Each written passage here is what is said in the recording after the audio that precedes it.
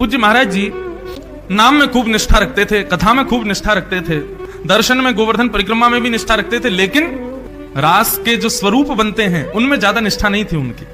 उनको लगता था ऐसे साधारण बालकों को मुकुट पहना करके रासलीला में नचा देते हैं, ऐसा ही स्वरूप है इसका। किसी ने उनसे जाके कहा, बोले बाबा ऐसी दृष्टि मत रखे करो, ये साक्षात श्यामा श्याम ही है। बोले भैया यार देखो, तुम्हारी भावना ऐसी होगी श्यामा श्याम की, मुझे तो ये लाला लाली से ही दिखे, बाकी पिताजी बाकी माताजी ऐसे बालक आपने खड़े कर दिए हैं, ये मेरी दृष्टि में तो सामान्य बालक है। कई रसिक जनों ने उनसे कहा, नहीं बाबा आप विचार तो करो एक बार कि ये श्यामा श्याम है। बोले ठीक है आज करूंगा।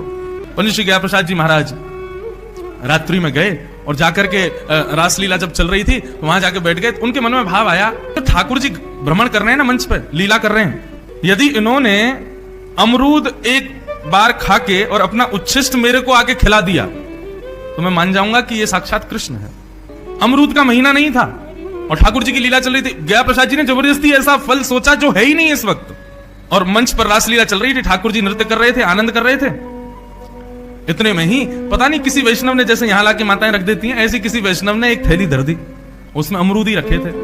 ठाकुर जी लीला करते करते गए, थैली खोली, अमरूद निकालो, एक बार खायो, और खाती दूर बैठे पंडित जी को ही देखा और दौड़ करके गए और पंडित जी गोद में बैठ के बोले मुंह खोलो।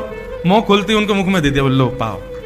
पंडित श्री गया प्रसाद जी महाराज स्तब्ध हो गए, उनको अपने नेत्रों पर विश्वास नहीं हुआ, ये वास्तव में श्याम सुंदर। बस वो दिन का दिन पंडित जी महाराज ने कभी भी मुकुटधारी किसी बालक को देखा तो कृष्ण रूप में ही देखा।